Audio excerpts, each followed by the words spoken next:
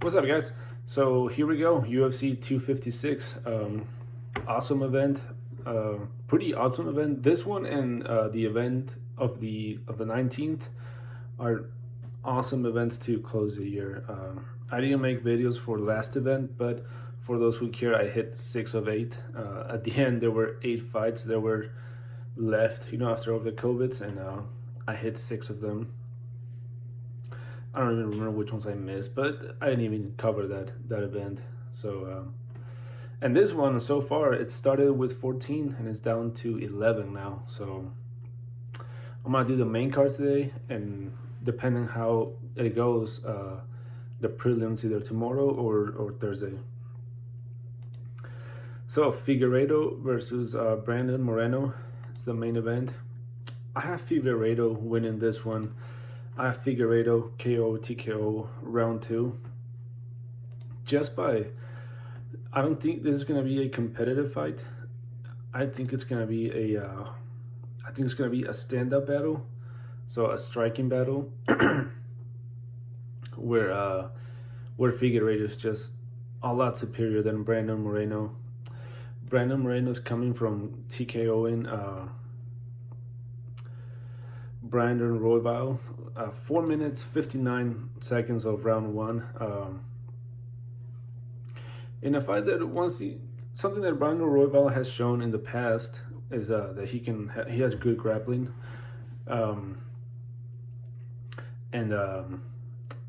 on the stand up, even if you watch this fight with Brandon Royval, you could tell that at points he gets into this little brawls where technique goes out the window and he starts to swing for the fences. He packs a lot of power for sure, but his striking, it's not the most technical. Like, for example, like Figueiredo's. Figueiredo's, you never see Figueiredo brawling. He keeps it very technical and very fast. I think Figueiredo has the speed, that technique. He doesn't have the size on Moreno. As a matter of fact, Moreno's a little bit taller and slight reach advantage. I mean, as far as the statistics, physically speaking, Moreno has all the advantage. He's 5 years younger, taller, more reach, but this is going to be one of those situations where I don't think that's going to make a difference. And something Figueiredo has shown in the past is that he can submit you, the same way he can knock you out. See, he submitted Alex Perez quick, Joseph Benavides twice after dropping him, not just dropping him, but after dominating him on the stand-up. Submitted Tim Elliott, beat Pantoja. His one loss was to Jussier Formiga, and it's one of those losses that has happened to a lot of fighters where I feel like they teach you a big lesson. It's almost as if they needed that one loss in their record to become that much better. I think if you watch his fight versus Jussier Formiga, he got out-grappled. He got out-grappled into a decision. Formiga just played the strategy of get a hold of you, I take you down, I hold you down, and repeat, over and over. And I remember when that fight was over, I remember thinking, this is going to teach him a lesson as far as, what some fighters are willing to do just in order to get the win. So I think, again, that fight taught him as far as what the importance of grappling defense and grappling overall. And I think it's going to come into play into this fight because for sure you can expect Moreno to try to take him down and work some grappling once he sees that Figueiredo is destroying him on the stand-up, which is what I think is going to happen. So I'm picking Figueiredo by KO or TKO round 2. I think he keeps the fight standing and just absolutely destroys Brandon Moreno. I would be surprised if he's able to finish him round 1, but for sure I'm picking him round 2. So Figueiredo, KO TKO round 2. And then Tony Ferguson versus Charles Oliveira. Tony Ferguson all day winning this one. Well, not all day. I have to say that while I'm picking Tony, I'm like 80-20, like 80%, 20%. I can't really say that I would be super shocked or surprised if Oliveira was to win, but and only because Tony Ferguson is almost 37, and Oliveira has improved a lot, like a lot over the last couple of years. The way how he has been just destroying people, it's not like Oliveira is just barely pulling decisions or nothing. He's either finishing people by strikes or he's submitting people like he always has. He used to be just a guy that would submit you. Now he's knocking dudes out. Latest one with Jaron Gordon, Nick Lentz. However, I'm picking Tony to win. The same as the main event. I'm picking Tony by KO or TKO round 2. The one thing about Tony is that Tony has this style that always gives Oliveira a hard time. The one thing that Oliveira has against him is I think he's a guy that has no heart. At least I've seen him. Once he's put into adversity, he falls. He basically fails. It's been a while since. Holy crap! I didn't realize how this guy's on a huge winning record. Let's see, 8 wins in a row. Last time he lost was Paul Felder by ground and pound over 3 years ago. And all his losses, if you really look at them, it's Max Holloway. I mean, it depends how far we go. It's never been just nobodies, Cerrone, Cub Swanson, Frankie Edgar, Max Holloway, Pettis, Lamas. But these were years ago. This was when these guys were on top of the line. And Paul Felder 3 years ago. And, well, now he's fighting Tony, who is a top-of-the-line level guy. But the one thing about Tony that I think Tony's better everywhere. See, I think he's going to, like I said, the style of Tony, the pressure that he puts on Oliveira, I think is going to overwhelm Oliveira and tire him. And eventually Tony will get the TKO in the second round. The only thing I question is, how much damage did Justin Gaethje put on him? Like, how much did that fight take out of him? It's hard to say what would have happened because Tony was prepared for Khabib, and then 2 weeks before the fight, the whole COVID thing happened, and Gaethje stepped in.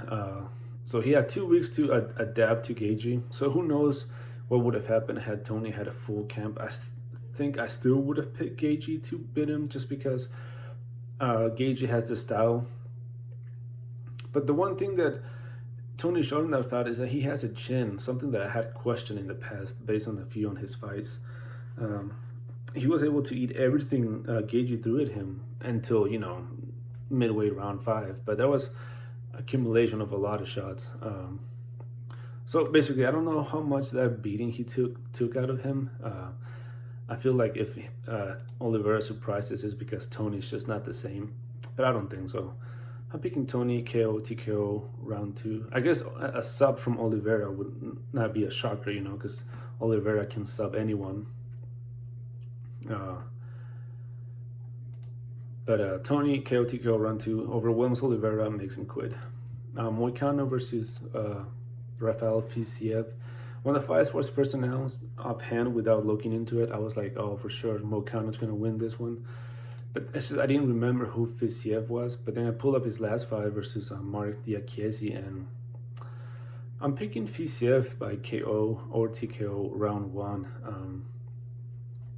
The level of striking that he showed against Mark Diakiese, who usually shines when it's a straight-up stand-up battle. The few times that we've seen Diakiese lose is when the guys mix it up and they don't really want to stand up and trade with him. This wasn't that. Other than a couple takedowns, this was a stand-up battle, and holy crap, the level of striking of Fisiev is just amazing. He's so much faster than Moicano, so much technical. You can tell he has more power. Moicano's last fight was versus Damir Hadzovic. Lasted not even a minute, like 10 seconds into the fight. He took the guy down, submitted him. I'm pretty sure that's going to be his game plan. There's no way he's going out there to slug it out with Fisiev, especially after Aldo did to him and after what Korean Zombie did to him.